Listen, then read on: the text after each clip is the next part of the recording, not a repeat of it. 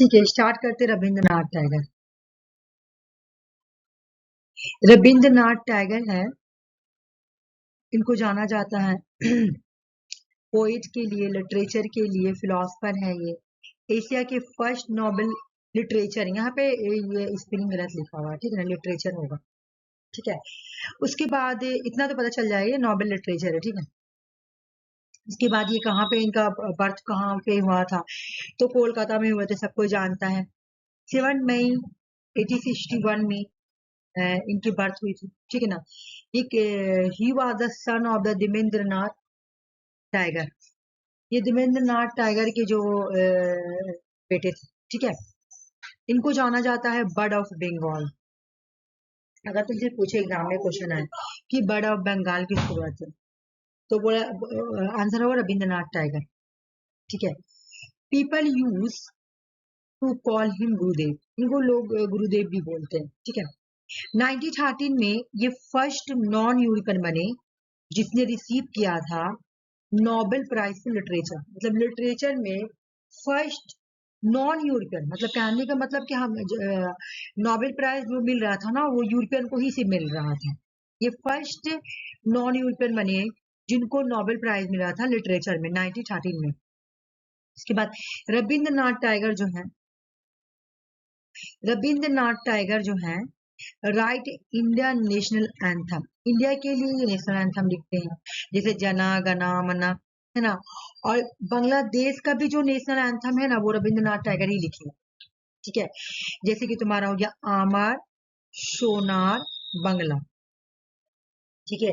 तो इन्होंने 2 कंट्री के लिए नेशनल एंथम लिखा। एक तो अपने कंट्री के लिए लिखा, इंडिया के लिए, दूसरा इन्होंने बांग्लादेश के लिए भी लिखा।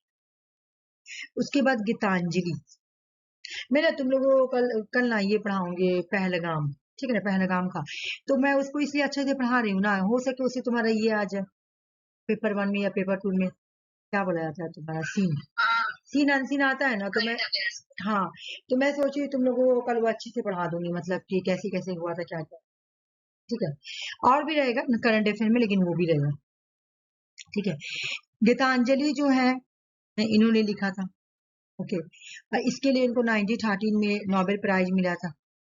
महात्मा गांधी जो है ना, रविंद्रनाथ टैगोर को बोलते हैं गुरुदेव, और रविंद्रनाथ टैगोर जो है ना, वो महात्मा गांधी को बोलते हैं महात्मा। मतलब दोनों एक दूसरे को टाइटल देते हैं, ठीक है ना। महात्मा गांधी बोलते हैं गुरुदेव और रविंद्रनाथ टैगोर बोलते हैं महात्मा। इस तरह से दोनों के बीच में ये होता है। इनका जो नेशनलिज्म का विजन है ना, वो है anti colonialism but anti militant nationalism.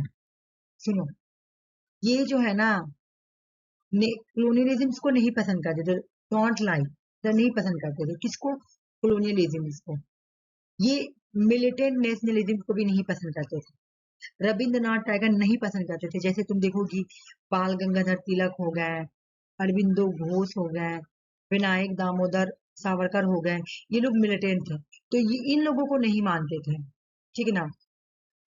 Tagore was a critical of British colonial rule, मतलब कॉलोनियल रूल को तो वो क्रिटिसाइज करते थे, बट अनलाइक वो बहुत सारे कंटेम्परेरीज को भी नहीं पसंद करते थे जिनमें मिलिटेंट नेशनलिज्म थे। जैसे बाल गंगाधर तिलक क्या थे, मिलिटेंट थे। अरविंदो कौन थे, मिलिटेंट थे। विनायक दामोदर यानी वीडी सावरकर कौन थे, मिलिटेंट थे, तो नहीं पसंद करते थे, ठीक है। टाइगर अपोज करते थे, बोलते नहीं, बिल्कुल गलत बात है। Tagore oppose the use of violence in the struggle for independence, बोले इंडिपेंडेंट के लिए जो स्ट्रगल है ना, वो वायलेंस नहीं होना चाहिए, ठीक है।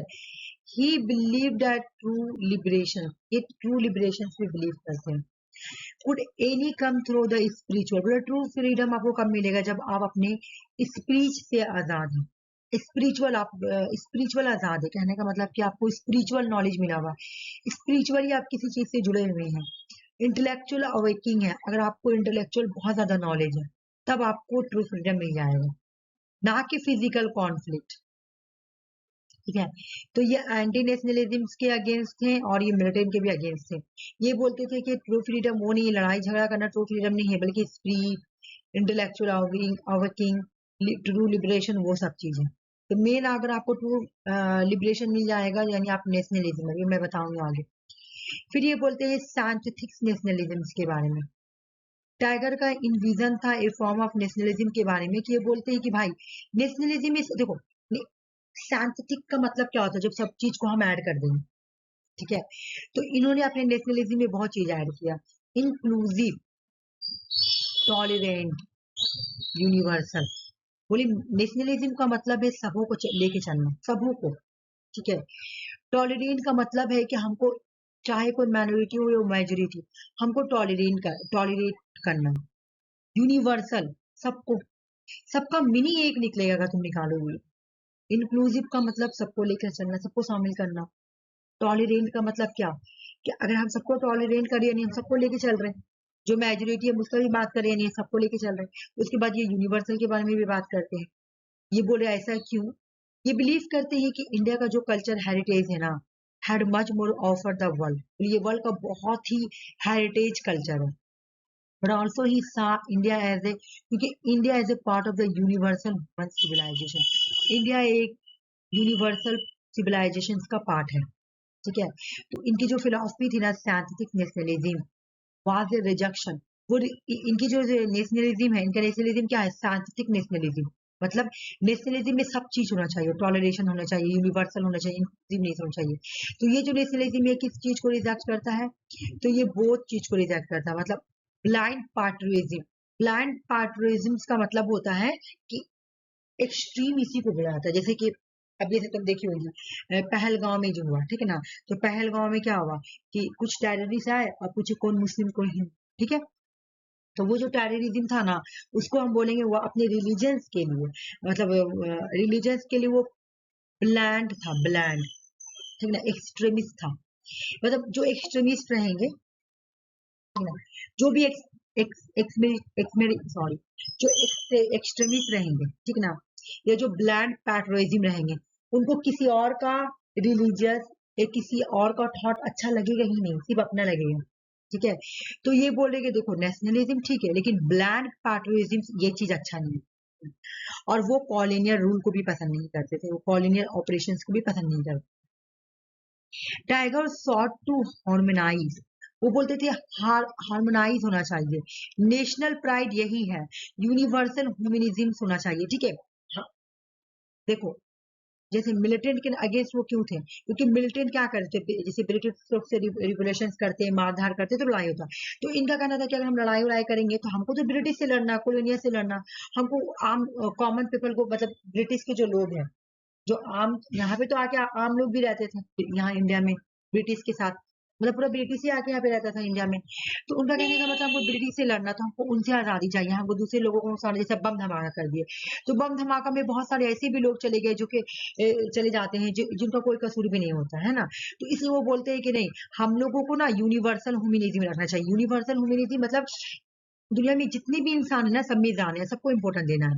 तो हम ये नहीं देखेंगे कि चूंकि हम एक हिंदू है, ये एक मुस्लिम है, तो हम ज्यादा इंपॉर्टेंट है, बाकी दूसरा धर्म इंपॉर्टेंट नहीं है। इनके अकॉर्डिंग ये बोला जाता था। ये बोलते थे यूनिवर्सल ह्यूमनिज्म का वैल्यू अपने माइंड में रखो, और इंडिया का यही प्राइड है, ये नेशनल प्राइड है, ठीक है ना। ये बोलते हैं नेशनलिज्म का मेन प्राइड होगा कि हम लोग यूनिवर्सल ह्यूमनिज्म को फॉलो कर। हमारी नजर में क्या है, सबसे पहले मन, हम लोग क्या एक ह्यूमन बींग है।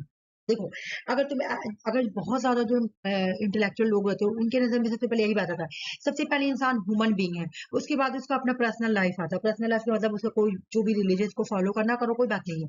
तो यहाँ पे रविन्द्रनाथ टैगोर वही बोल रहे कि आप मिलिटेंट को, कि आप अगर लड़ाई कर रहे हो तो क्या मिलिटेंट नेशनलिज्म रिवोल्यूशन कर रहे हैं, बम धमाका कर रहे हैं, वो गलत है ना, क्योंकि उसमें बहुत सारे ऐसे भी लोग मर रहे हैं जो कि इस चीज में इन्वॉल्व नहीं है, ठीक है ना, ऐसे भी लोग मर रहे हैं। इन सभी दुनिया में इंसान बराबर है, तो हम अपने सेल्फिश पर्पस के लिए बम धमाका करके आजादी नहीं चाहिए, हमको यूनिवर्सल ह्यूमनिज्म रखना है, ठीक है ना, फॉर हिम।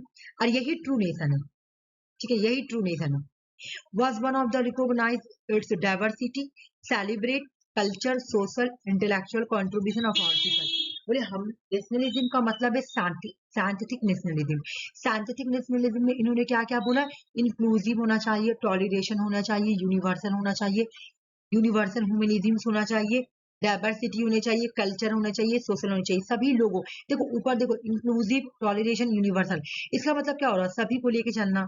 यूनिवर्सल मतलब सभी सभी सभी को लेके चलना, ठीक है ना। और इंक्लूसिव का मतलब सभी को शामिल करना। तो नीचे क्या बोला? डाइवर्सिटी का मतलब क्या? बहुत सारे ग्रुप के लोग, बहुत सारे कल्चर के लोग। तो साइंटिफिक नेशनलिज्म में सभी ऐड है, इसलिए ये साइंटिफिक नेशनलिज्म है। नेशनलिज्म का देखो, अगर हम किसी चीज को ऐसे ऐसे तोड़ दिए, ठीक है, और फिर उसको एक में हम जोड़ दिए इसे, तो हम इसको क्या बोलेंगे? इसको हम सिंथेसिस कर दिए। सिंथेसिस का मतलब हम सबको मिला दिए। तो ये चाहते थे कि इंडिया का नेशनलिज्म जो हो ना, वो सिंथेटिक नेशनलिज्म, सब जुड़कर चले, सब एक एक साथ चले, सब चीज इन्वॉल्व हो, ठीक है। तो इनका नेशनलिज्म क्या था? सिंथेटिक नेशनलिज्म था। पहला पहला क्या था इनका पर्पस? कि ये एंटी कोलोनियलिज्म थे और एंटी मिलिटेंट थे। दूसरा इनका नेशनलिज्म क्या था? कि ये क्या थे बताओ तुम लोग, क्या थे इनका? भी हम जो नेशनलिज्म पढ़े वो क्या था? नेशनलिज्म का नाम क्या था? ये क्या नेशनलिज्म चाहते थे? किस टाइप का? Scientific nationalism. Scientific nationalism. Scientific nationalism का मतलब अगर कभी एग्जाम में आया तो इसमें सबों को शामिल करना, सबों को शामिल करना। साइंटिफिक नेशनलिज्म का मतलब है सबको। हाँ, यूनिवर्सल नेशनलिज्म, बिल्कुल वही ट्रू नेशन है एक्चुअल में। रविन्द्रनाथ टैगोर का जो कॉन्सेप्ट है यूनिवर्सलिज्म, वो साइंटिफिक है। क्यों? देखो यहाँ पे लोग यूनिवर्सलिज्म एंड ग्लोबल आइडेंटिटी, क्योंकि टाइगर चाहते थे give precedence to a culturally cohesive society over a centralized solid nation state. The scientific version of universalism was to apply culture specific norms nation and not ride the general wave of nationalism. Universalism और global identity का मतलब है कि वही बात, वही पीछे वाला, कि हमारा नेशनलिज्म कैसा हो? साइंटिफिक हो, उसमें सभी लोगों की, सभी एक कोहेसिव सोसाइटी हो। कोहेसिव सोसाइटी का मतलब इसमें सब शामिल हो, ठीक है ना। सब सब साइंटिफिक हो, सबको मिला दो, इस तरह का मिला के एक सोसाइटी बनाओ। सभी लोग यूनिवर्सल, सभी कल्चर, सब हर तरह का कल्चर अप्लाई होगा हमारे नेशंस में। यही मेन नेशनलिज्म है। टाइगर का विजन था कि जो ग्लोबल आइडेंटिटी है ना, वह encapsulated encapsulated in his famous poem. ये जो ग्लोबल आइडेंटिटी के बारे में बात करते हैं वो अपनी पोएम में बात करते हैं, जहां पे बोलते हैं where the mind is without fear, ठीक है ना। बोले कि जहां पे माइंड जो है ना, where the mind is without fear. Global identity के बारे में वो अपने बुक, अपने poem where the mind is without fear में बात करते हैं, जो कि गीतांजलि से लेते हैं, जिसमें वो बोलते हैं which call for a world where humanity transcends narrow division based on religion and race and nation. बार बार एक ही बात बोल रहे, बार बार एक ही बात बोल रहे, ठीक है ना। तुम्हारा mind, where the mind is without fear. तुम कब, तुम्हारे अंदर नेशनलिज्म कब आएगी? तुम ग्लोबल आइडेंटिटी का पहचान हो जाओगे जब तुम्हारे माइंड में किसी चीज का खौफ ना हो, किसी चीज का डर ना हो, किसी चीज का फेयर ना हो, ठीक है। मतलब तुमको सिर्फ हाईलाइट याद करना है कि उनका नेशनलिज्म कैसा था? यूनिवर्सलिज्म था, ग्लोबल आइडेंटिटी, ग्लोबल यूनिटी था। टाइगर एंड गांधी जो है ना, मिलते हैं सबसे पहली बात शांति निकेतन में, ठीक है ना। रविंद्रनाथ टैगोर और गांधी जी सबसे पहली मुलाकात कहाँ होती है? तो ये होता है तुम्हारा शांति निकेतन में। द फर्स्ट मीट टू मार्च, मिलते कब है? तो 1915 में मिलते हैं, ठीक है ना, West Bengal Shantiniketan. Rabindranath Tagore was awarded, Rabindranath Tagore को अवार्ड मिला था नाइटहुड का। कब मिला था? 1915 में मिला था, लिटरेचर के लिए। रविंद्रनाथ टैगोर जो है ना, उसको रिटर्न कर देते जब 1919 में जलियांवाला बाग होता है ना, तो वो जलियांवाला बाग के अगेंस्ट में ये जो है ना 1919 में नहीं, 1919 में ये अपना अवार्ड नाइटहुड का रिटर्न कर देते हैं गवर्नमेंट को। अब इतना सारा हम पढ़ लिए, यहाँ पे करक से पूरा मत याद करना, एक याद कराना। इनका नेशनलिज्म क्या है? साइंटिफिक नेशनलिज्म है। इनका नेशनलिज्म कैसा है? यूनिवर्सल नेशनलिज्म है। ये बोलते हैं कि नेशनलिज्म का मतलब है ट्रू लिबरेशन, स्पिरिचुअल फ्रीडम। ये बोलते हैं कि नेशनलिज्म का मतलब है ट्रू फ्रीडम, ट्रू लिबरेशन और ट्रू फ्रीडम, ठीक है ना। इनका नेशनलिज्म क्या क्या है? Scientific nationalism, universal nationalism, true liberation nationalism और ट्रू फ्रीडम नेशनलिज्म। वो बोलते ये टाइगर जो है ना, वो ट्रू नेशनलिज्म के बहुत बड़े एक्सपोनेंट है, ठीक है। टाइगर अपेयर करते हैं कि इटर्नल ट्रूथ के बारे में बात करें, मतलब क्या? तुम्हारा अंदर का ट्रूथ, ठीक है, अंदर का स्पिरिट, स्पिरिट के बारे में वो बोलते हैं ना कि इंसान को तलाश करना चाहिए इटर्नल ट्रूथ। इटर्नल ट्रूथ मतलब क्या है? स्पिरिट, जो इंसान का अंदर का स्पिरिट है, ठीक है, इटर्नल ट्रूथ को बोल रहे हैं, ढूंढने के बारे में बात करें। ये सपोर्ट करते हैं यूनिटी के बारे में और डाइवर्सिटी के बारे में। इनका बुक है चौकर बाली, गीतांजलि, गोरा, द पोस्ट ऑफिस, साधना, घर और बाहर, स्टे बर्ड्स, नेशनलिज्म। ऐसा बुक रविंद्रनाथ टैगोर ही लिख सकते हैं, बंगाली टाइप का है। चौकरबाली, गीतांजलि, गोरा, द पोस्ट ऑफिस, साधना, घरे बाहरे, स्टे बर्ड्स, नेशनलिज्म। इन्होंने जो गीतांजलि लिखा था ना, वो गीतांजलि का थीम क्या एग्जाम में आता है? Devotion of God. गीतांजलि में इन्होंने गॉड का डिवोशन के बारे में लिखा था। गौरव में ये क्या लिखते हैं? Analysis of the multi phase social life in colonial India. बोले कॉलेज जब इंडिया कोलोनाइज थी ना, उस वक्त सोशल लाइफ जो था वो मल्टी फेस में, मल्टी फेसेस में था। पूरा में मेंशन कर। साधना का मतलब देखो, साधना का मतलब भी होता है बहुत सादा सीधा सादी लड़की, तो साधना का मतलब हो जाएगा रियलाइजेशन ऑफ लाइफ। घरे बाहर का मतलब हो जाएगा होम एंड वर्ल्ड। मैं बता रही हूँ घर बाहर का मतलब क्या है। 1905 में तुम्हारा स्वदेशी मूवमेंट स्टार्ट हुआ था, पता है ना? स्वदेशी मूवमेंट में क्या बोला गया था? जो ब्रिटिश का सामान है उसको बॉयकट करो, ठीक है, और डोमेस्टिक चीज को यूज करो। इसमें घर बाहर में इन्होंने यही बोला था कि घर का सामान यूज करो और बाहर के सामान को boy cut. The home and the world, deeper meaning of life, backdrop of the स्वदेशी मूवमेंट। स्वदेशी मूवमेंट के बारे में इन्होंने बोला था कि घर का चीज को यूज करो, यानी इंडिया की चीज को यूज करो और बाहर की चीज को बॉयकट करो। तिलक आ गए। तिलक जो है ना, तिलक जो है ये 1856 में इनका बर्थ हुआ था, रत्नागिरी में, महाराष्ट्र में। इनको लोकमेनिया बोला जाता है, लोकमेनिया। अच्छा, मुझे नहीं लग रहा रविंद्रनाथ टैगोर का कोई पेज छूटा है। आरती, रविंद्रनाथ टैगोर का पूरा है, देखो तो पेज छूटा नहीं ना लग रहा है। हाँ, बुक तो पूरा था। बुक पूरा था, बाकी ऐसे कोई पेज वगैरह तो नहीं ना छूटा हुआ लग रहा है मुझे। नहीं, और हमको अच्छा नया लगा कुछ। नहीं लगा? अच्छा ठीक है, नहीं हमको लग रहा है कि अब छोड़ दिए जाए। फिर से बनाया है, ये पहले वाला है। इसको पढ़ाए थे ना, क्या नाम है, आफरीन आई थी तो थोड़ा सा मॉडिफाई किए, थोड़ा सा, बाकी पहले वाला है। हाँ, तभी तो। बाकी पहले वाला है, थोड़ा सा खाली मॉडिफाई किए। हाँ, मैं तो चेंज करती रहती हूँ ना, जब भी कोई नया चीज मुझे मिलता है तो मैं ऐड कर दूँ, ये बात है। यहाँ पे देखो क्वेश्चन, अगर एग्जाम में आए लोकमेनिया किसको बोला जाता है? कौन सा इंडियन पॉलिटिकल थिंकर को लोकमेनिया बोला था? बाल गंगाधर तिलक। बट ये ब्रिटिश ऑफिशियल्स जो है ना, वो बोलते थे बाल गंगाधर जो तिलक है ना, वो father of Indian unrest. Father of unrest, father of the Indian unrest कौन बोलता है? British official. महात्मा गांधी इनको बोलते हैं क्या? ये जो है ना, tick maker of modern India, tick maker of modern India. 1888 में ये जो तुम नहीं पढ़ी होगी, लेकिन ये अंजलि को मैं यही से पढ़ाई थी। अंजलि जब पढ़ी थी तो मैं इंडियन पॉलिटिकल थॉट यही वाला से पढ़ाई थी, इतना ही। तुमको बहुत पहले पढ़ाई थी ना, तो इस वजह से मुझे लग रहा है तुमको लग रहा है नया। हाँ, तो सावरकर भी कल पढ़ाए ना, तो हम देख रहे थे। नहीं तो अंजलि को पढ़ाई थी ना आरसी, तब हम चेंज किए थे, मतलब ये वाला, ठीक है।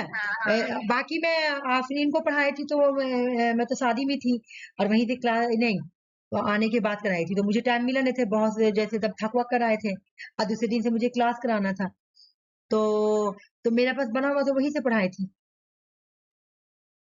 तो जब अंजलि को पढ़ाई थी तब चेंज की थी, मुझे याद है। हाँ, अंजलि को पढ़ाने के टाइम चेंज की थी, मॉडिफाई किए थे थोड़ा सा। देखो 1888 में ये को फाउंडर बने थे किसका? New English school. इन्होंने न्यू इंग्लिश स्कूल को को फाउंडर रहे, ठीक है ना। इन ये चाहते थे ना कि इंडिया में भी इंग्लिश स्कूल आए। क्यों? देखो, इनका कहना का मतलब था ना कि अगर इंडिया के लोग, इंडिया का बच्चा, इंडिया का यूथ अगर ब्रिटिश के स्कूल में जाकर पढ़ेंगे तो वहां का आइडियोलॉजी सीखेंगे, तो क्यों ना हम इंडिया में ही अपना इंग्लिश स्कूल को स्टैब्लिश करें, उनका बराबरी दे। बहुत अच्छा सोच था। चलो, उसके बाद तिलक ने क्या किया? 1881 में दो न्यूज पेपर स्टार्ट करते, इंपॉर्टेंट एग्जाम में आता है। दो वीकली न्यूज पेपर स्टार्ट करते, एक तो केसरी मराठी में, दूसरा मराठा इंग्लिश में, ठीक ना। केसरी मराठी में, मराठा इंग्लिश में। उसके बाद इन्होंने क्या किया, 1884 में दक्कन एजुकेशन सोसाइटी, ठीक है ना, दक्कन एजुकेशन सोसाइटी को स्टैब्लिश करते हैं। 1884 में एग्जाम में क्वेश्चन आएगा, न्यू इंग्लिश स्कूल के फाउंडर कौन रहे हैं, इनमें से कौन सा इंडियन पॉलिटिकल थिंकर, बाल गंगाधर तिलक। फर्क कर करके पढ़ो। अभी हम लोग कोई भी पढ़े, कोई भी इंग्लिश स्कूल के बारे में नहीं बोला है, कोई भी दक्षिण एजुकेशन के बारे में नहीं बोला। दक्षिण एजुकेशन सोसाइटी का मतलब क्या, वेस्टर्न वाला है ना, हम लोगों को भी वेस्टर्न वाला चाहिए, हम लोग भी इंग्लिश लाएंगे। क्यों भाई, क्योंकि हम लोगों का गोल क्या है, हम लोगों का गोल ये बात है कि अगर हमारे बच्चे, हमारे जो यूथ है वो जाएंगे इंग्लिश स्कूल में पढ़ने के लिए, तो वो लोग तो आइडियोलॉजी उनका ही सीखेंगे ना। सही बोल रही हूँ। तो इसीलिए ये 1884 में दक्षिण एजुकेशन सोसाइटी को स्टैब्लिश करते, जिसका पर्पस था, goal of education the youth to make them proficient in English and nationalistic ideology along with the Indian culture. ठीक है ना, यहाँ पे वही बात मैं जो बोल रही हूँ कि यहाँ पे इंडियन कल्चर को सिखाना है ना। नेशनल आइडियोलॉजी किसका सिखाना है, इंडिया का। अगर हम लोग इंग्लिश स्कूल को स्टैब्लिश नहीं ना करेंगे, दक्षिण एजुकेशन सोसाइटी को स्टैब्लिश नहीं ना करेंगे इंडिया में, तो लोग जो है ना, इंडिया के लोग जाएंगे उनके ब्रिटिश के स्कूल पढ़ने के लिए, उनके आइडियोलॉजी सीखेंगे, उनके नेशनलिज्म को फॉलो करेंगे, उनके कल्चर को फॉलो करेंगे। ठीक है, तो इस वजह से ये चाहते थे कि दक्षिण एजुकेशन सोसाइटी आए। उसके बाद 1885 में, एक साल बाद ही, ये क्या करते हैं, फर्ग्यूसन कॉलेज को स्टैब्लिश करते हैं। कहाँ पे, पूना में। ये एग्जाम में क्वेश्चन भी आया हुआ है, एक मतलब स्टेटमेंट टाइप में आया हुआ है। फर्ग्यूसन कॉलेज को कब स्टैब्लिश किया गया, नहीं क्या इन्होंने ऐसे 4 स्टेटमेंट था, तो एक स्टेटमेंट में था कि इन्होंने फर्ग्यूसन कॉलेज को स्टैब्लिश किया पुणे में, तो सही है, 1885 में किया। उसके बाद इंडियन नेशनल कांग्रेस, ठीक है ना, जो हाईलाइट है वो याद कर लेना अगर तुम्हें रटने का मन किया, तो बाकी तुम्हें पढ़ा ही रही हूँ, ठीक है ना। इंडियन नेशनल कांग्रेस, तिलक ज्वाइन कब करते हैं इंडियन नेशनल कांग्रेस, 1890 में ना इंडियन नेशनल कांग्रेस को ज्वाइन कर लेते। ओके, उसके बाद बिपिन चंद्र पाल जो है ना, यानी लाल बाल पाल, ये लोग एक्सट्रीम्स थे। ठीक है, 1891 में तिलक जो है ना अगेंस्ट जाते, किसके, ब्रिटिश ने एक कानून लाया था जिसका नाम था एज ऑफ कंसेंट एक्ट 1891। ठीक है, तो पहले का एज में ना तुम 13 साल का एज में शादी होता था, 12 साल के एज में शादी होता था। ईवी रामास्वामी जब दूसरा शादी किए थे ना, तो उनकी बीवी है ना 13 साल की थी, सोचो। रविन्द्रनाथ टैगोर जब शादी किए थे तो उनकी बीवी शायद 12 साल की, 13 साल की थी, तो ऐसा था। तुम सोचो, मतलब जो बच्चा लोग अभी बालिग भी नहीं, वो लोगों को शादी कर दिया जा रहा है, उस टाइम में ऐसा था। तो इसलिए ब्रिटिश ना वो बोले कि एज ऑफ कंसेंट एक्ट 1899 के अकॉर्डिंग इन्होंने, ब्रिटिश ने क्या किया कि जो मैरिज का जो शादी का जो एज था ना, उसको थोड़ा बढ़ा दिया, 13-14 से करके शायद तुम्हारा 18 कर दिया कि 15 कर दिया। ठीक है, इन्होंने बोला कि नहीं, ये अभी बच्चा है, इनका खेलने कूदने का उम्र है, इतना कम उम्र में शादी नहीं होना चाहिए, बल्कि अब से जो इस बच्चों का शादी होगा ना, लड़कियों का शादी होगी ना, इतना एज में होना चाहिए। फॉर एग्जाम्पल 18 ईयर कर दिया, तो 18 ईयर में ही अब शादी होगा, उन्होंने बढ़ा दिया था कि 14 ईयर से जैसे ही बढ़ा दिया था, मैं बुक में पढ़ी थी। ठीक है, तो अब इसके अगेंस्ट तिलक थे। तिलक बोले कि आप मेरे रिलीजियस मामला में इंटरफेयर नहीं कर सकते हैं, तो इसलिए तिलक अपोज करते हैं। किसके अपोज करते हैं, age of consent act of 1891।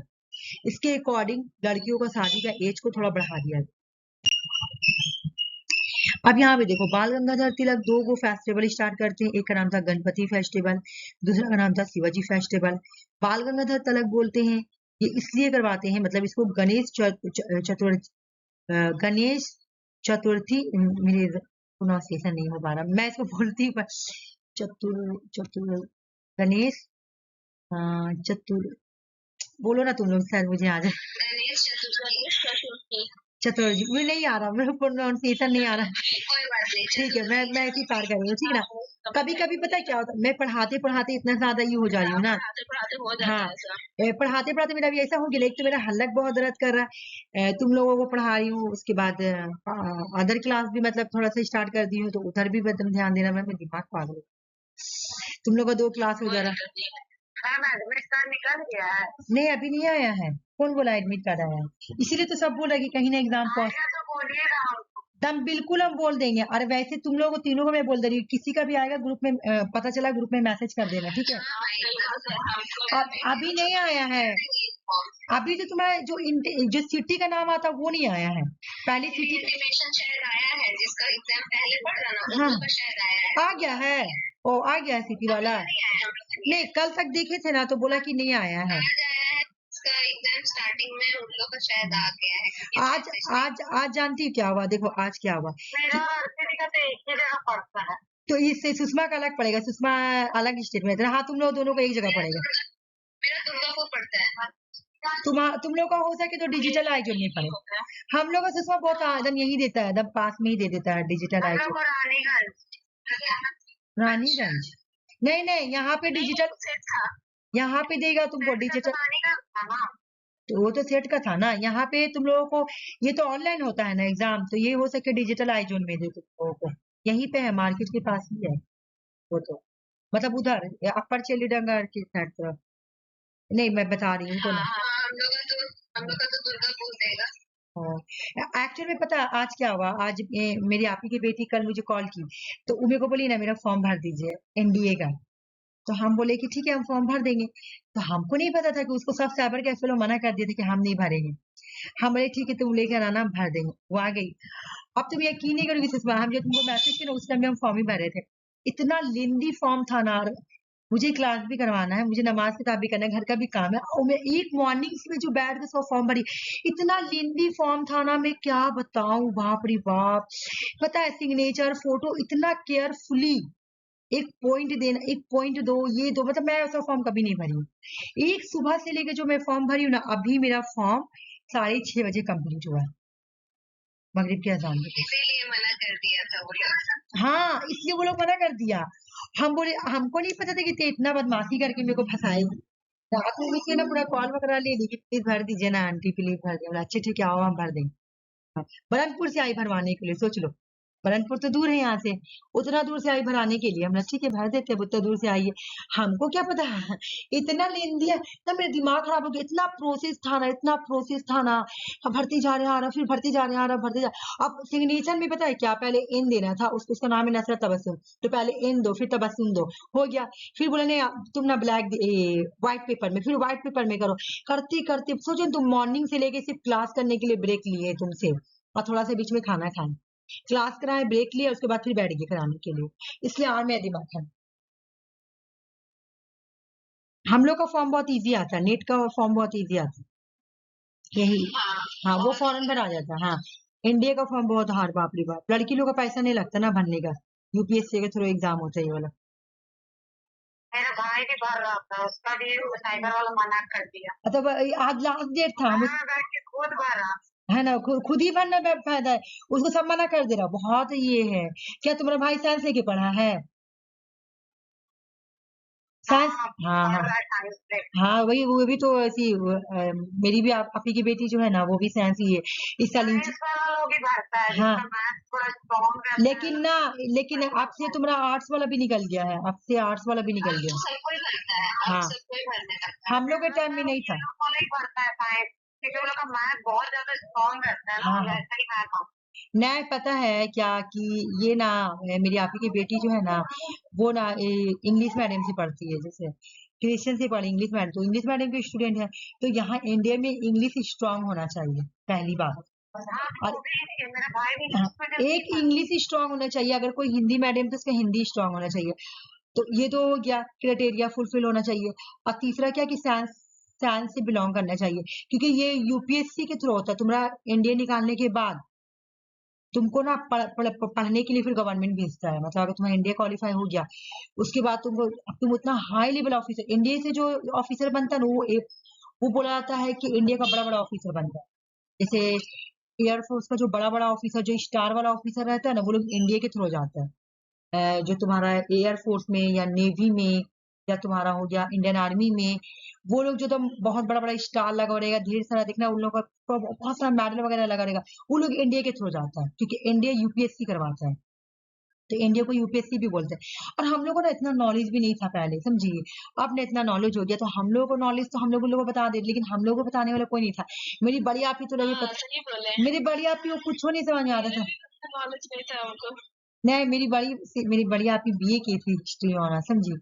तो हम लोग छोटे थे तो उनका शादी हो गया।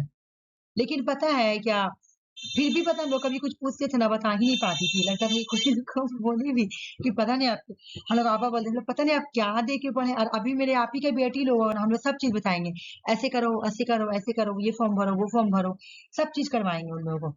इंडिया का फॉर्म हम ही उसको बोले कि नहीं, मेरे भाई बोला उसको कि तुम इंडिया का फॉर्म भरो, इस साल उसका आसनसोल इंजीनियरिंग कॉलेज में एडमिशन आएगा, एडमिशन होगा, ठीक है। हमें देख एडमिशन होने में तो अभी लेट है, तो इंडिया फॉर्म भर दे। तो ये सब बैठने, पता हम लोग 12th के बाद में कोई फॉर्म वॉर्म नहीं भरे थे, नॉलेज ही नहीं था हम लोग को कुछ भी, तो थोड़ा थोड़ा नॉलेज हुआ। और इन लोगों क्या है, अच्छा है कि एक कॉम्पिटेटिव तैयारी करते करते इंसान को ना पूरा कॉम्पिटेटिव का फील्ड में पता है एक्सपीरियंस चाहिए, बार बार एग्जाम दो, सीखो। और फिर और हम लोग क्या होता है कि हम लोग एकदम ग्रेजुएशन करके कॉम्पिटेटिव में, मास्टर्स के बाद कॉम्पिटेटिव में ढूंढे, हम लोग का सबसे बड़ा यही, सही बोले। मास्टर्स के बाद जो कंप्लीट कॉम्पिटेटिव करने में, के बाद हाँ हम तो मास्टर्स कंप्लीट किए उसके बाद ही बिल्कुल ये गलत, हाँ ये गलत चीज है। पता है क्यों? चाहे तुम्हारा भाई हो बाहर, उसको ना 12th के बाद से कोई ना कोई एग्जाम में लगा दो, पता उससे क्या होगा, कॉम्पिटिटिव फेस करने से ना तुम्हारा मतलब एक हेजिटेशन खत्म होता है, दूसरा तुमको समझ में आएगा कि हाँ क्वेश्चंस किस तरह से आता है, किस तरह अटेम्प्ट करना है, इस तरह से। हम लोग क्या किए, मेरे आप ही के बेटे 12 लोग कंप्लीट की, दोनों दोनों को, बस अब तुम लोग एनडीए दो, कोई भी फॉर्म निकल रहा है क्यों ना 12 लेवल का ही निकले, तुम लोग को भरना है। मेरे भाई बोला तुम लोग हराम वालू भरती है, हम लोग अपना जैसा गलती नहीं करें। चलो स्टार्ट कर, ठीक है ना, ठीक है। और शिवाजी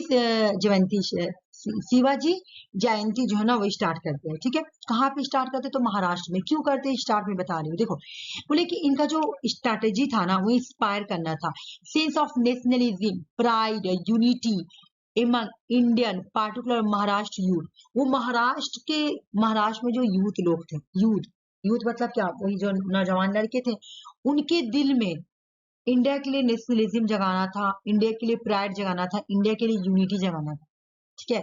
बाय यूज, इसलिए उन्होंने क्या किया, यूथ को जगाने के लिए उन्होंने इन फेस्टिवल को यूज किया, तो आप प्रमोट किया नेशनलिस्ट आइडियाज को।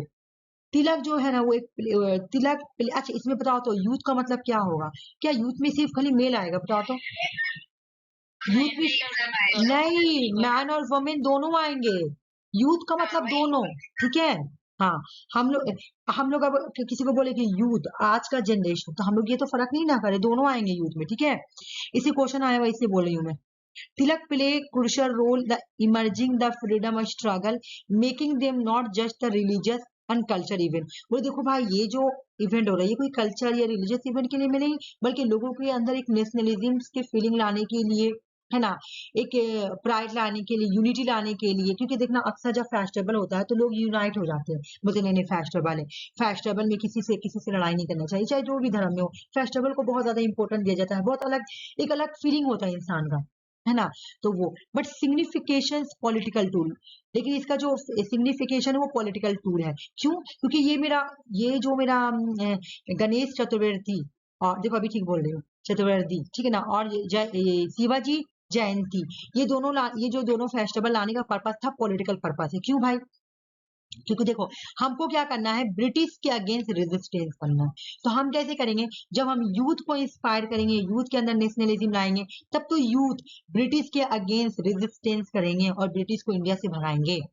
ये कल्चर इवेंट, रिलीजियस इवेंट नहीं है, लेकिन ये पॉलिटिकल टूल्स है, ये बोले, ठीक है। उसके बाद 1916 में बाल गंगाधर तिलक जो है ना वो कोलिब्रेट करते हैं, किसके साथ, एनी बेसेंट के साथ, और all India home rule league को स्टैब्लिश करते हैं 1960s में। All India home rule league को बेलगांव, ठीक ना, बेलगांव में स्टैब्लिश करते हैं, और वहां पे एक स्लोगन देते हैं कि swaraj is my birth and I shall have it. Swaraj यानी फ्रीडम, मेरे पैदाइश का राइट है। स्वराज मतलब क्या, फ्रीडम, कंप्लीट। स्वराज का मतलब होता है, सॉरी फ्रीडम नहीं, कंप्लीट इंडिपेंडेंट। स्वराज जो है ना यानी कंप्लीट इंडिपेंडेंट, ये मेरा पैदाइशी राइट है और मैं इसको मैं लेके रहूंगा। इसके बाद देखो यहाँ पे मेरी बात सुनो, बेलगांव में स्टैब्लिश हुआ 1960s में। होम रूल ऑर्गेनाइजेशंस को स्टार्ट किया गया एनी बेसेंट। देखो यहाँ पे जो स्टैब्लिश हुआ ये किसने स्टैब्लिश किया, तो तुम्हारा बाल गंगाधर तिलक। लेकिन एनी बेसेंट ने इसको जाके मद्रास में स्टैब्लिश किया, दो जगह स्टैब्लिश किया गया था, एक जगह बेलगांव में और एक जगह मद्रास में। तो बेलगांव में किसने किया था, एनी बेसेंट ने। नाम क्या था, होम रूल ऑर्गेनाइजेशन, ठीक है। उसके बाद इनका बुक देखो, इनका बुक भी बहुत इंपॉर्टेंट है। The Orion, the Arctic, the Arctic home in Vedas, Gita Rahasya या कर्म योग, वैदिक, तो हम न्यूज़पेपर पहले पढ़ा चुके हैं, ठीक है ना। वैदिक क्रोनोलॉजी एंड वेदंगा ज्योतिषा 1925 की। बाल गंगाधर तिलक, बाल गंगाधर तिलक, लाला लाजपत राय, बिपिन चंद्र पाल, इन लोगों को लाल बाल पाल बोला जाता है। ये रिवोल्यूशनरी है, मिलिटेंट है। 1905 में वाइस राय कजन जो है ना, वो स्टार्ट करते हैं पार्टिसिपेशन बंगाल को पार्टिसिपेशन करने के लिए। तिलक स्ट्रांगली जो है ना, वो एडवोकेट करते हैं कि बॉयकॉट करो ब्रिटिश गुड्स को, ब्रिटिश के जितने भी सामान्य गुड्स है उसको बॉयकॉट करो। स्वदेशी मूवमेंट को वो स्टार्ट करते, मतलब इनका था, ठीक है ना। फिर 1906 में ये पैसिव रेजिस्टेंस को स्टार्ट करते हैं। पैसिव रेजिस्टेंस, देखो पैसिव रेजिस्टेंस यही लोग स्टार्ट करेंगे जो मिलिटेंट है। 10th of the new party in front of the Congress prepare people to sacrifice again independence। यहाँ पे इन्होंने क्या बोला, अपने अपने पार्टी में क्या स्लोगन दिया कि हम लोगों को इंडिपेंडेंट के लिए लोगों का सेक्रीफाइस देना होगा। This form of resistance was later adopt by Gandhi ji against the British. बोले ये जो फॉर्म ऑफ रेजिस्टेंस है ना, बाद में इसको गांधी जी ने अडॉप्ट किया था ब्रिटिश के अगेंस्ट। जो करो और मरो, करो और मरो को नारा दिया, करो या मरो, इंडिया को आजादी दिलाना है। 1907 में the moderate leader did not agree such a political action. 1907 में सूरत स्प्लिट टूट गया था, पता ना इन्होंने क्या बोला, हम लड़ाई झगड़ा करके आजादी लेंगे। मॉडरेट क्या बोले कि नहीं, मॉडरेट बोले हम नहीं, हम लोग ब्रिटिश के अंदर इंफ्लुएंस कर कर अच्छे से उनमें घुस कर और उनको मैनिपुलेट कर कर हम आजादी लेंगे, ठीक है ना। तो इस तरह दोनों के बीच में, मॉडरेट और एक्सट्रीम के बीच में ना अलग अलग आइडियोलॉजी हो गया। तो यहाँ जब अलग अलग आइडियोलॉजी हुआ तो क्या हुआ, 1907 में टूट गया इंडियन नेशनल कांग्रेस, दो पार्ट में टूट गया। एक था एक मॉडरेट का ग्रुप, एक था एक्सट्रीम्स का ग्रुप। कहाँ पे टूटा, ये आता है सूरत स्प्लिट, सूरत में हुआ था, इसको सूरत स्प्लिट बोलते हैं, एग्जाम में पूछता भी है। सूरत स्प्लिट कब हुआ था, 1907। क्या हुआ था यहाँ पर, मॉडरेट और एक्सट्रीम जो है वो अलग हो गए थे। इंडियन नेशनल कांग्रेस दो पार्ट में बढ़ गया था। जयप्रकाश नारायण, जल्दी जल्दी, होटलिया जयप्रकाश नारायण, जयप्रकाश नारायण जो है ना, जेपी, इसको जेपी बोलेंगे। देखो इनको लोकनायक बोलेंगे, ठीक है ना। अभी हम देख लो, इनको लोकनायक बोलेंगे, ठीक है ना। 1922 में जयप्रकाश नारायण जो है ना, यूनाइटेड स्टेट जाते हैं हायर स्टडीज के लिए। वहां से वो जाके रशिया रिवोल्यूशन से बहुत ज्यादा, मार्क्सिज्म और रशिया रिवोल्यूशन से बहुत ज्यादा इन्फ्लुएंस हो जाते हैं। जबकि नारायण जो है ना, वो मार्क्सिस्ट थॉट से बहुत ज्यादा इन्फ्लुएंस थे। ही डिड नॉट फुली, बहुत फुली एग्री नहीं थे मार्क्स से, क्योंकि मार्क्स जो है ना वो वैलेंस पे बिलीव करता था, इसलिए वो बहुत ज्यादा फुली नहीं थे। He was a strong proponent of non violence, वो नॉन वायलेंस को सपोर्ट करते थे क्योंकि वो गांधी जी के कोर प्रिंसिपल को मानते थे। गांधी जी का कोर प्रिंसिपल क्या था, non violence. After the returning Jayaprakash Narayan, जब वो रिटर्न आते हैं तो वो इंडियन नेशनल कांग्रेस को ज्वाइन कर लेते हैं 1929 में। इंडियन नेशनल कांग्रेस को सभी इंडियन पॉलिटिकल सिंगर ने ऑलमोस्ट ज्वाइन किया, फिर बाद में उसको छोड़ दिया, है ना। इनका साथ यही हुआ। तो उसके बाद देखो ये एग्जाम में क्वेश्चन आता है, formation of the Congress socialist party. 1934 में जब इंडियन नेशनल कांग्रेस से 1929 में हट जाते हैं तो 1934 में कांग्रेस सोशलिस्ट पार्टी को फॉर्म करते हैं जयप्रकाश नारायण। देख लो, जयप्रकाश नारायण क्या क्या चीज को फॉर्म करते हैं, कांग्रेस सोशलिस्ट पार्टी। और इनके साथ और कौन लीडर होते हैं, आचार्य नरेंद्र देव, आचार्य नरेंद्र देव, राम मनोहर लोहिया और मीनो मिशानी। ये लोग तीन आदमी मिलकर क्या करते हैं, तुम्हारा कांग्रेस सोशलिस्ट पार्टी को 1934 में स्टैब्लिश करते हैं। डेट देख लो, 1934 है। सबसे पहले इन्होंने अगर कुछ स्टैब्लिश किया तो वही 1934 है ना। जैसे कांग्रेस से हटे और उसके बाद इन्होंने 1934 में कांग्रेस सोशलिस्ट पार्टी को स्टैब्लिश कर दिया। उसके बाद 1948 में, ओ सॉरी नहीं, यहाँ पे देखो ये मैं नहीं देखी, सॉरी। यहाँ पे देख लो एक चीज, मैं कंफ्यूज कर दूंगी तुम लोग। यहाँ देखो 1929 में ये क्या करते हैं, यहाँ पे मैं क्लियर कर रही हूँ। 1929 में ये इंडियन नेशनल कांग्रेस को ज्वाइन करते हैं, ठीक है ना। इंडियन नेशनल कांग्रेस के अंदर थे ही, इंडियन नेशनल कांग्रेस को इन्होंने ज्वाइन किया। उसके बाद इंडियन नेशनल कांग्रेस के अंदर थी तभी उन्होंने कांग्रेस सोशलिस्ट पार्टी को स्टैब्लिश किया 1934 में। तो ICIS नहीं, CSP, सॉरी रुक जाओ, CSP यानी कांग्रेस सोशलिस्ट पार्टी, है ना। इसका पूरा नाम क्या है, कांग्रेस सोशलिस्ट पार्टी, ठीक है ना। तो इन्होंने कांग्रेस सोशलिस्ट पार्टी को कब स्टैब्लिश किया, एसपी को इन्होंने कब स्टैब्लिश किया? तो 1934 में। इधर उधर हो गया, ठीक है, हो गया। उसके बाद 1948 में ये इंडियन नेशनल कांग्रेस को छोड़ देते, ठीक है, 1948 में इंडियन नेशनल कांग्रेस को छोड़ देते हैं। अब आ जाओ, ये क्वेश्चन तुम लोगों को बहुत अच्छे से याद करना है क्योंकि ये एग्जाम में बहुत बार पूछा गया है। अभी हमने 2025 में भी सॉल्व किए, 2019 में भी ये क्वेश्चन है, 2022 में भी। यहाँ पे तुम लोग कंफ्यूज हो जाती है। बुद्धान मूवमेंट विनोद भाभा ने स्टार्ट किया था, देख लो, इन पे यूनिवर्सिटी भी है, विनोद भाभा यूनिवर्सिटी। बुद्धान मूवमेंट किसने स्टार्ट किया था? 1951 में विनोद भाभा ने। हाँ, लेकिन इन्होंने इसका साथ दिया था, जेपी ने साथ दिया था, लेकिन इन्होंने स्टैब्लिश नहीं किया था। अब एग्जाम में क्वेश्चन आएगा, कांग्रेस सोशलिस्ट पार्टी, ठीक है, वाई सोशलिज्म इन्हीं का बुक है, और उसके बाद रहेगा बुद्धान मूवमेंट, और उसके बाद रहेगा प्रजा सोशलिस्ट पार्टी। इसमें से कौन सा जयप्रकाश नारायण का नहीं है? बताओ मुझे, CWBP कौन सा जयप्रकाश का नहीं है?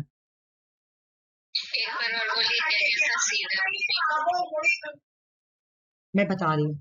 हाँ, नहीं समझी तुम, क्या बोली सुषमा तुम आंसर? आंसर नहीं बोला, मेरे को रिपीट करिए, क्या बोले? CWBP। अच्छा, मैं बता रही हूँ, रुक जाओ। देखो, सी से हो जाएगा तुम्हारा कांग्रेस सोशलिस्ट पार्टी, यहाँ पे मैं लिख रही हूँ, कांग्रेस सोशलिस्ट पार्टी ये है। उसके बाद दूसरा में तुम्हारा बुद्धान मूवमेंट, ई से बुद्धान, एम से मूवमेंट, बुद्धान मूवमेंट। उसके बाद मैं दे रही हूँ प्रजा सोशलिस्ट पार्टी। प्रजा सोशलिस्ट पार्टी भी इन्होंने ही फॉर्म किया था, ठीक है। देखो, प्रजा सोशलिस्ट पार्टी भी इनका है, कांग्रेस सोशलिस्ट पार्टी भी इनका है, और एक बुक है वाई सोशलिज्म, जो कि ऐसे करके एग्जाम में पूछा गया था, ठीक है। अब तुम लोग बताओ कि इसमें कौन सा जयप्रकाश नारायण का नहीं है? ये एग्जाम में पूछा गया। बुद्धान मूवमेंट नहीं है, हाँ बिल्कुल, यही मुझे समझाना है। बुद्धान मूवमेंट इनका नहीं है, बल्कि विनोद भाभा का है, बस इतना याद रख लेना, ठीक है। 1950 इन्होंने सिर्फ साथ दिया था। अगर एग्जाम में क्वेश्चन आए कि इन्होंने साथ दिया था, तो बिल्कुल हाँ, साथ दिया था। देखो, अभी पढ़ लेते हैं। The objectives of redistribution land को रीडिस्ट्रीब्यूशन करना था। लैंडलेस पीजेंट जो किसान के पास जमीन नहीं थी, उनको रीडिस्ट्रीब्यूशन करना था। तो जेपी एक्टिवली पार्टिसिपेट करते हैं इस मूवमेंट में, ठीक है, ठीक है, बस पार्टिसिपेट करते हैं, लेकिन इन्होंने कुछ स्टार्ट नहीं किया। हाँ, प्रजा सोशलिस्ट पार्टी इनका है, 1952 की है प्रजा सोशलिस्ट पार्टी। कांग्रेस, देखो कांग्रेस जिसमें लगा हुआ है ना, ये दोनों ही पार्टी इनका, इसलिए मैं इसको याद करके ठीक बताएंगे। देखो, कांग्रेस में थे तो इन्होंने कांग्रेस सोशलिस्ट पार्टी स्टार्ट किया, तो कांग्रेस सोशलिस्ट पार्टी पहले आई है।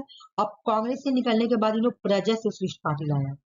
कांग्रेस में थे तो कांग्रेस में तो पहले थे, हैं, तो वो पहले आ जाएगा कांग्रेस सोशलिस्ट पार्टी। वो ड्यूरिंग द कांग्रेस, जब वो कांग्रेस की पार्टी थे तभी उन्होंने उसको लाया था।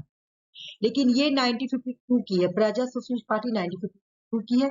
इस पार्टी को क्या किया गया था? मर्ज किया गया था सोशलिस्ट पार्टी को, और किसान मजदूर प्रजा पार्टी को मिलाकर ही प्रजा सोशलिस्ट पार्टी बनाया गया था। इन्होंने दिया था total revolution. Total revolution Jayaprakash Narayan का जो कॉन्सेप्ट है टोटल रिवोल्यूशन, ये अपने कौन सी बुक में डिस्कस करते हैं? तो प्रेजेंट डायरी में, ठीक है। टोटल रिवोल्यूशन को संपूर्ण क्रांति बोलते हैं। एग्जाम में अगर पूछे कि संपूर्ण क्रांति किसका है, तो हो जाएगा जयप्रकाश नारायण। ये एक सोशो पॉलिटिकल मूवमेंट स्टार्ट किए थे जयप्रकाश नारायण 1924 में, जिसको टोटल रिवोल्यूशन बोलते हैं। एक बार लोग आस्ते आस्ते बैकग्राउंड पर लेंगे। देखो, बैकग्राउंड क्या था इमरजेंसी का 1924 में? तुम्हारा इंडिया 1972 में तुम्हारा इंदिरा गांधी क्या करती है? इमरजेंसी लगा देती। इंदिरा गांधी का जो कन्वेक्शन था ना फॉर इलेक्शन मालप्रैक्टिस, जैसे तुम लोग स्टोरी सुनी होगी Rajnarayan versus centre case. Rajnarayan जो थे वो रायबरेली से उठे थे और इंदिरा गांधी भी उठी थी, तो वो बहुत ही, इंदिरा गांधी जीत गई। तो रायबरेली जो है ना, वो क्या करते हैं, नहीं राजनारायण ना जाके हाई कोर्ट में केस करते हैं कि इंदिरा गांधी जो है ना वो इलेक्शंस में माल प्रैक्टिस की है, ठीक है। तो अब 1924 जब ऐसा हुआ, तो वहीं पे इंदिरा गांधी बहुत ज्यादा इमरजेंसी वगैरह यूज की थी, बहुत ज्यादा अपना मिस पावर यूज की थी। अब उसी के रिएक्शन में 1924 में, मतलब जो इंदिरा गांधी का जो इलेक्टोरल माल प्रैक्टिस था, wide spread of this continent for corruption था, इन्फ्लेंटेशन था, ऑथोरिटेरियन रूल था।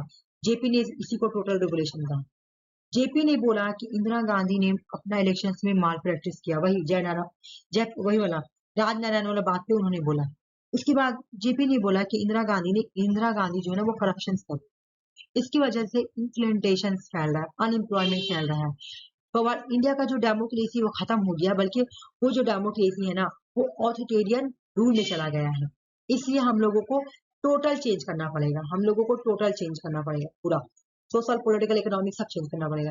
इसलिए इन्होंने टोटल रेगुलेशन लाया था। मास मूवमेंट इन गुजरात, ये कहाँ कहाँ स्टार्ट हुआ था? गुजरात और बिहार में 1974 में। द नव निर्माण आंदोलन was a socio political movement, Gujarat में स्टार्ट हुआ था mid 1920।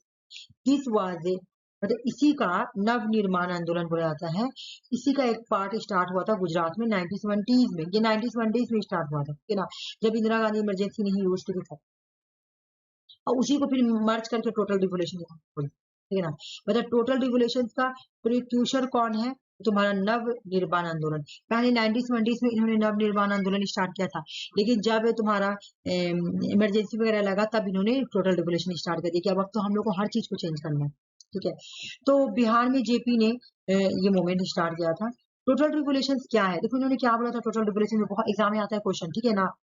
The concept of the total revolution was based on his support political decentralization। Question कैसे आया हुआ एग्जाम में मैं बता दे रही हूँ। देखो 4 ऑप्शन दिया हुआ है, ठीक है, और एक जगह लिख दिया ना कि वो अपने टोटल रिवोल्यूशन में सेंट्रलाइजेशन को सपोर्ट कर, सेंट्रलाइजेशन पॉलिटिकल पावर जो होगा ना सेंट्रलाइजेशन होगा, ये लिख दे।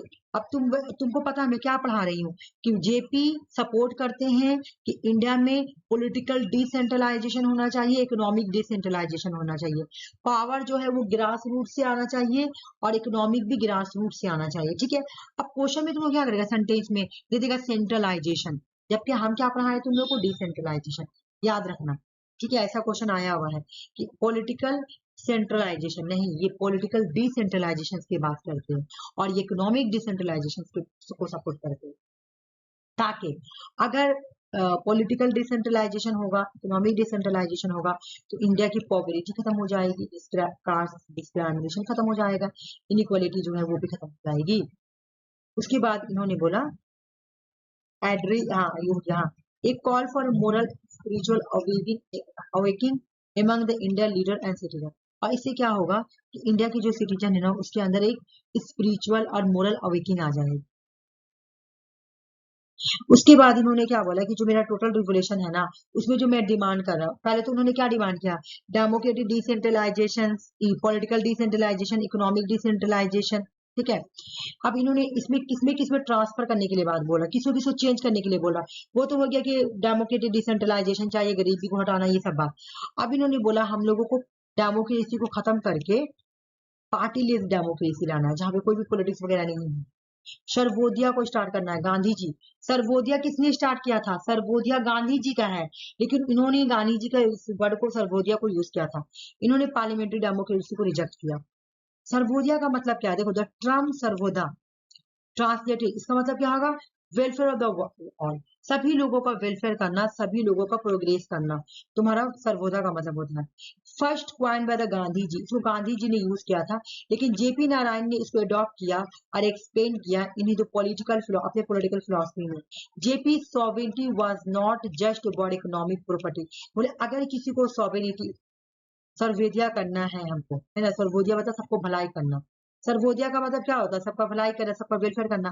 तो हम सब उसको इकोनॉमिक प्रोस्पेरिटी दे देंगे तो भलाई नहीं होगा, हमको हर चीज, हमको उसका पूरा होलिस्टिक अपलिफ्टमेंट करना है, एक इंडिविजुअल के हर एक स्टेप को डेवलप करना है, etch every individual in society, spiritual moral and intellectual growth. बोला कि अगर हमको, ठीक है ना, अगर हमको क्या देना है, सर्वोदया करना है लोगों का, तो लोगों का वेलफेयर करेंगे, तो वेलफेयर करने के लिए हमको क्या करना पड़ेगा, होलिस्टिक अपलिफ्टमेंट करना पड़ेगा, लोगों का हर एक फील्ड में चेंज आना पड़ेगा, स्पिरिचुअल मोरल इंटेलेक्चुअल ग्रोथ हर करना पड़ेगा, ठीक है ना।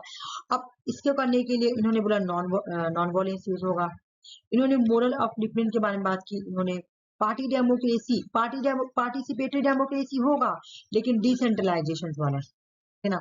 इन्होंने पार्टीलेस डेमोक्रेसी बोला खत्म करने के लिए पार्टिसिपेटिव डेमोक्रेसी होगा लेकिन डिसेंट्रलाइजेशन ऑफ पावर, पंचायत राज, ठीक है, ये बात याद रखना।